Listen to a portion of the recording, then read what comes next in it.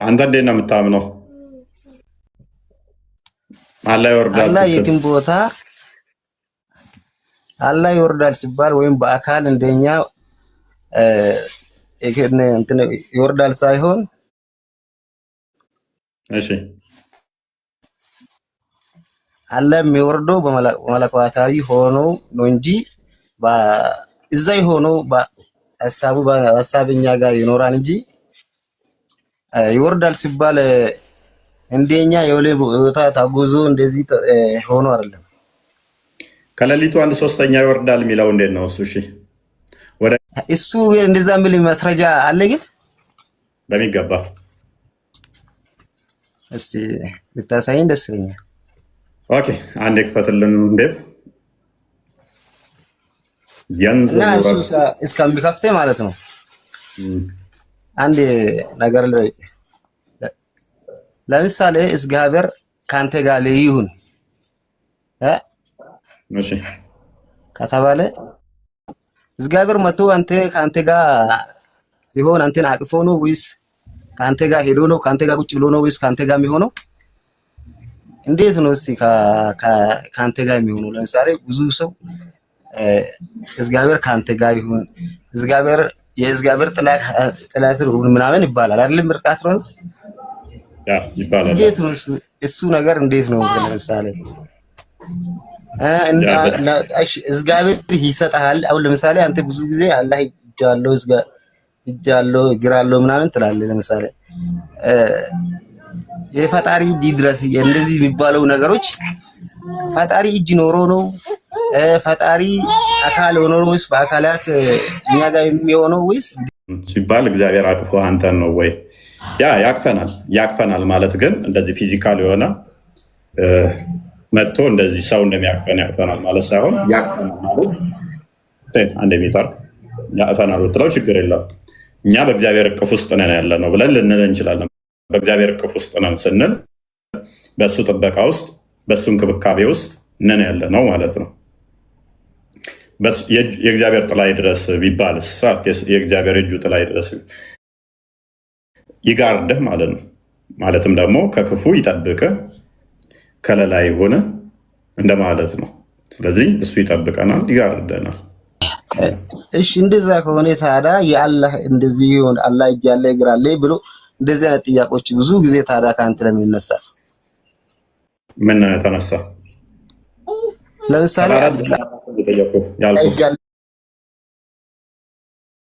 ብለህ ታምናለህ፣ አላህ እግር አለ ብለህ ታምናለህ፣ አላህ እንደዚህ ነው ብለህ ታምናለህ። 74 እናንተ ደጋግማ እነዚህ ታምናላችሁ። አንተ አታሪ እንደመሆነ መጠን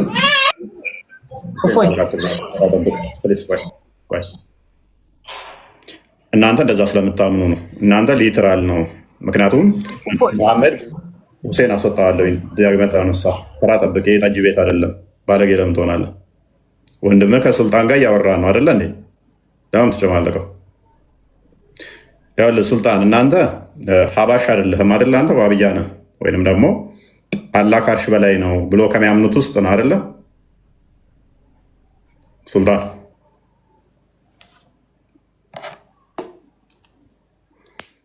ሚዩት ነው እያወራ ከሆነ ያ አላህ ከአርሽ በላይ ነው አራማን አላ አርሽ ስተዋ የሚሉት አላህ የማንንም የማይመስል እጅ አለው እግር አለው ባት አለው ብለው ያምናሉ። ከሌሊቱ 1/3 ይወርዳል ብለው ያምናሉ። ስለዚህ አንተን እሱን የምታምን ከሆንክ ደግሞ አላህ እጅ አለው እግር አለው ግን የሰው አይመስልም ብለህ ነው የምታምነው። ክፍለ አካላቶች መዋቅር ነው የተሰባሰበ ነው ብለህ ታምናለህ፣ ግን የማንንም አይመስልም። ሱረት አሹራ ቁጥር 11 ላይ ባለው መሰረት ኤኒዌይስ አላህ ይወርዳል የሚለውን ይህን አዲስ ሳያል ቡካሪ 7494 ላይ እንደዚህ ይላል። ዳዊት አቡ ሁረይራ እንደዛ የሚለው ሰዎች ማለት ነው።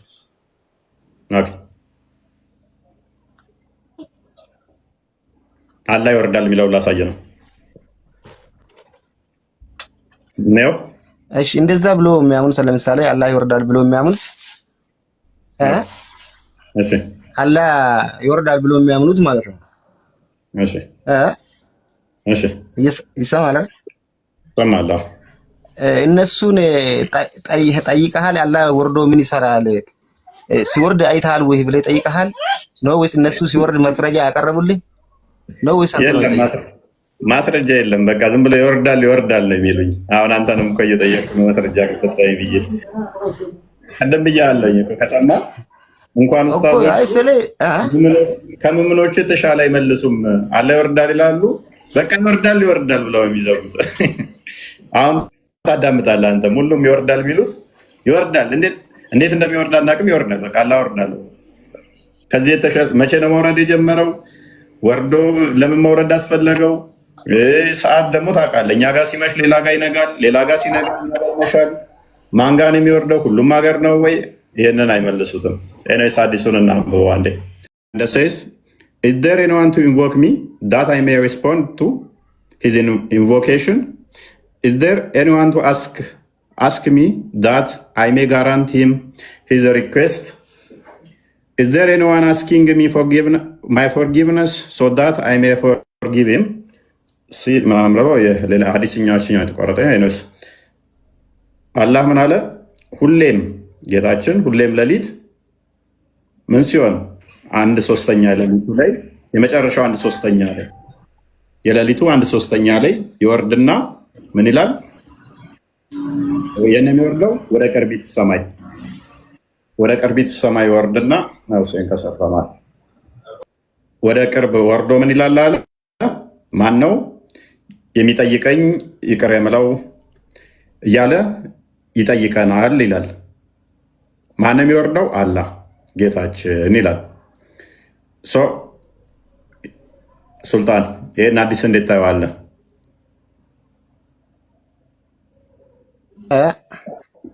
ይህን አዲስ እንዴት ታየዋለህ? እኔ እንትን አነባለሁ በራሴ ወደ እንትን ቀይሬ እንትን አደርጋለሁና ችግር የለውም። እስቲ 74 ነው አይደለ? ሳይል ቡኻሪ ቡኻሪ 11:45ንም ድገማ 11 ቡኻሪ 11:45 ላይም አለ 74:94 ላይም አለ።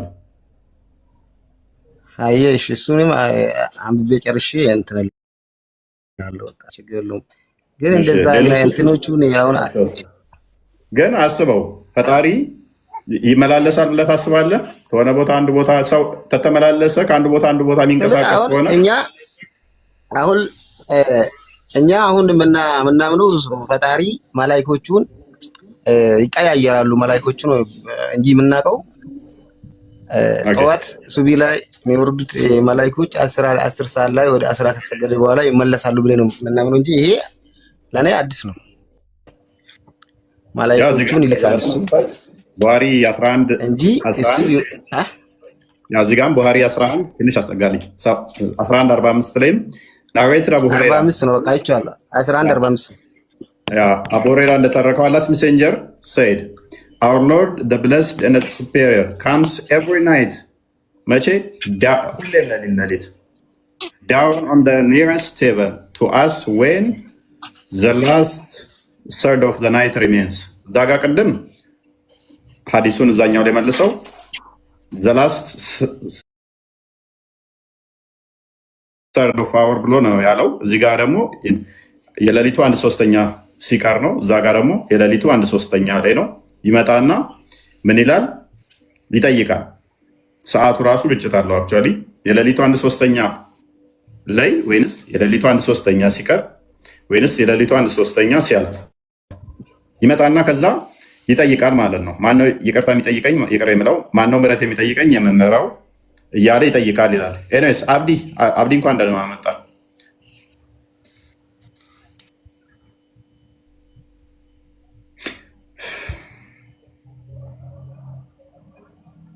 አብዲ ጤና ይስጥልኝ። ሁሉ ተማም?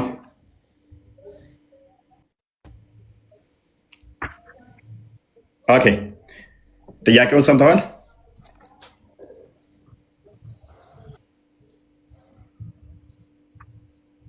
ይሰማል ነው?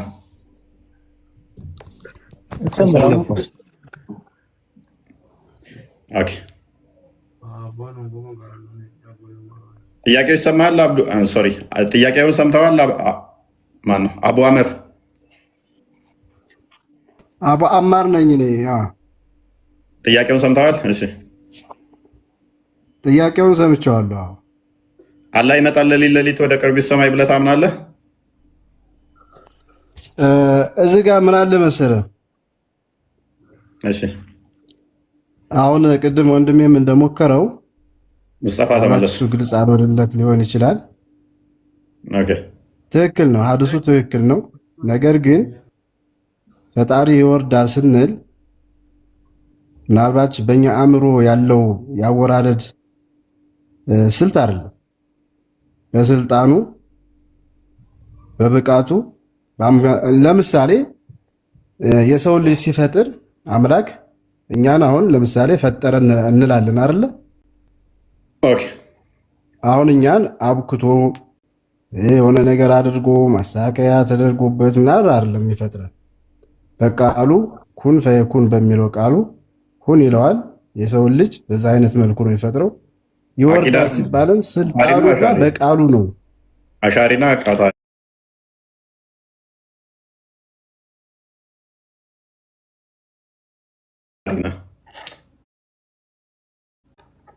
እኔ አህለ ሱና ወል ጀማዓ ነኝ። አላህ ይናለው ብላ አምጣው ነው እሱ ሰለፊዎችም ይሉታል። ፎቀል አርሽ ላይ ነው ያለው። እሱ ለራሱ ነው የገለጸው። ይሄ ፈጣሪ የገለጸውን ደግሞ ስለዚህ በትክክል መቀበል ነው እንጂ አላህ ራን ነገር በእጁ ፈጥሯል ብላችሁ ታምነው የለ እንደ አደምን በእጁ ነው የሰራው ትሎ የለ እንደ በቃሉ ነው አልከን። አንደኛ የሚጋጭ ማለት ነው በእጁ ነው የሰራው ብላችሁ የምታምኑት። ሁለተኛ አላህ ራሱ ነው የሚወርደው ብላችሁ የምታምኑት ሰለፍ ከሆንክ እኮ ሀዲሱ ይላል። ግን አወራረዱ በቃሉ ኩን ፈየኩን ኩን ባለው ወይም ደግሞ ይሁን በሚለው ቃሉ ስለዚህ አላህ አይወርድም ማለት ነው። አይወርድም ይወርዳል የሚልም አመለካከት ማንም ላይ አስተምህሮት ላይ የለም። እርግጠኛ ነህ?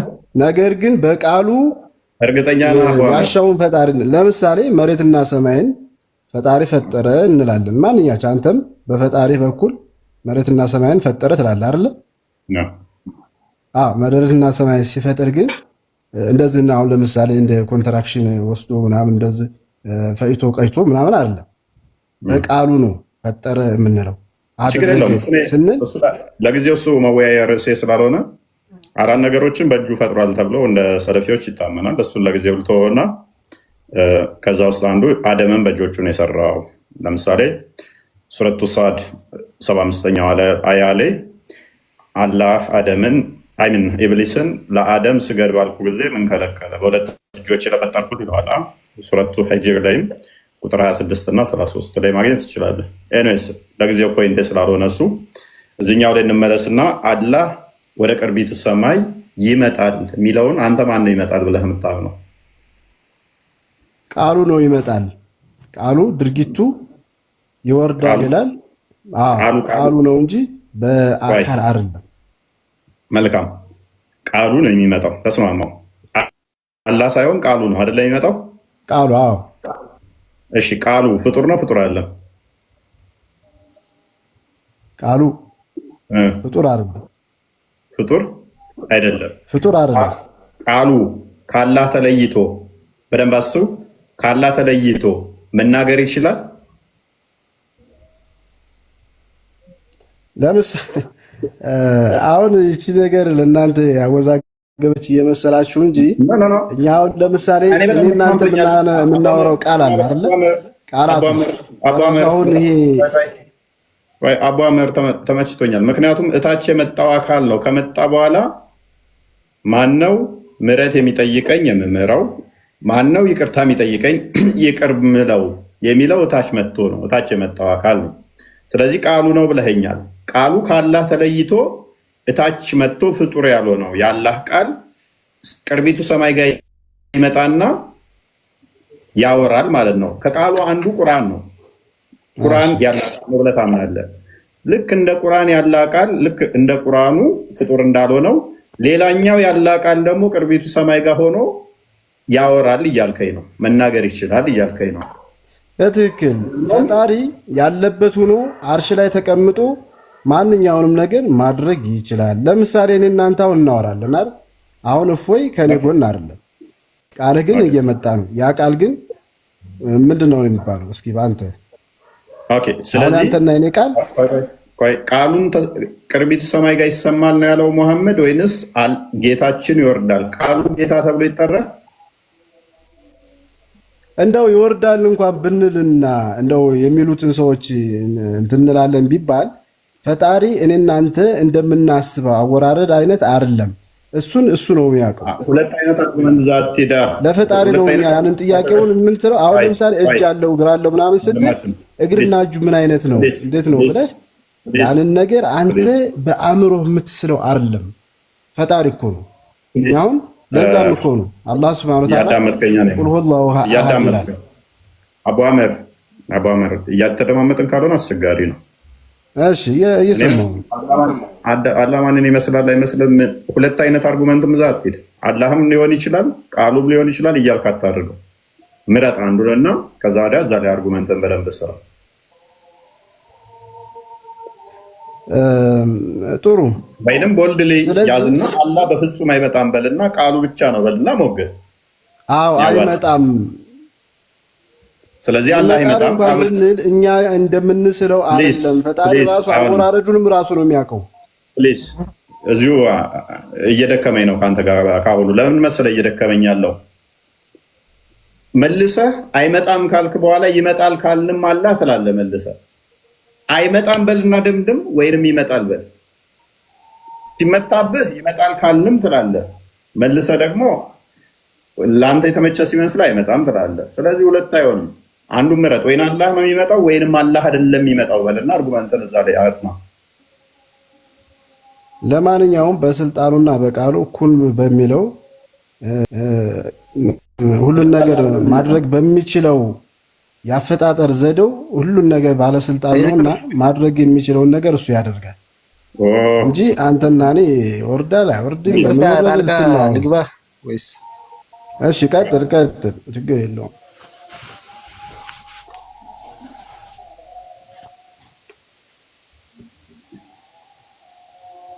እሺ ምንድን ነው እሱ? አንድ ጥያቄ አሁን ስታነሱ የመጣብኝ አደምን ሲፈጥረው አላህ እዛው ከሰማይ ሆኖ ነው ኩን ፈይኩን ያለው ወይስ? ቋንዴ ልጨርስና እፎይ ልጀምር። ሱልጣን አንዴ አዳምጠኝ። አደምን ማን ነው አሁን አላህ ኩን ፈይኩን ብሎ ነው የፈጠረው ትሉናላችሁ።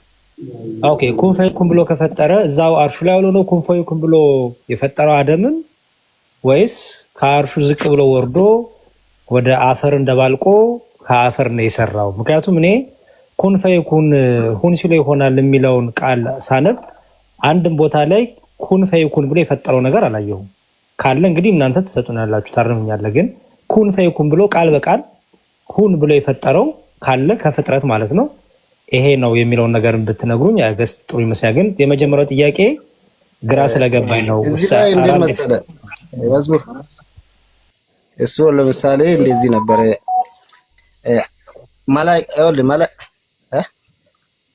መላእክቶቹን እሱ አሁን ለምሳሌ እዛ ሆኖ መላእክቶቹን አዞ ነበር እነ ገብርኤል እነ ሚካኤልና እና ሩፋኤል ጅብሪልን አደምን ለመፍጠር ሲል ጅብሪልን ወደ ምድር ልኮ አፈር ዘገናና ብሎ ነበር ሄዶ ጅብሪልን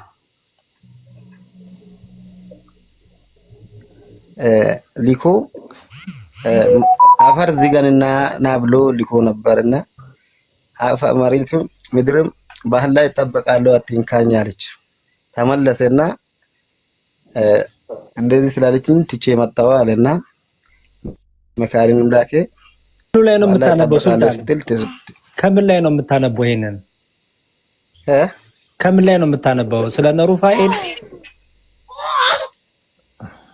አለ ስላለ እኮ ነው። እና ከምን ላይ እንደዛ ነው የተፈጠረ። አይ እሱ በአካል መጥቶ አይደለም ለማለት ፈልጌ ነው እኮ። ከምን ላይ ነው ያነበብከው? አሁን ያነበብከው ፈጣሪ ሱልጣን ከምን ላይ ነው ያነበብከው? ያነበብክልን እሱን እነግርሃለሁ። ንገረኝ እንጂ መጀመሪያ እንድከተል እኔ አለ እኮ ምን ላይ እንደዛ እየሰማን እኮ አይደለም። እፎይ ያው ኔትወርኩም መሰለኝ አይ ቲንክ ኔትወርክ እንትን ነው። ቃል ቴሌግራም ቼክ አድርግ፣ ይሰማል ቃል?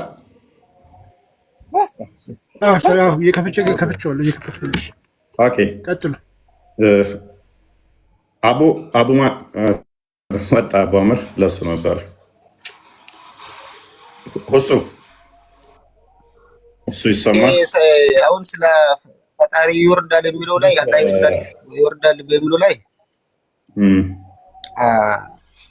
አላህ ይወርዳል የሚለው ለምሳሌ ሌሊት የሚሰገድ አለ። እሺ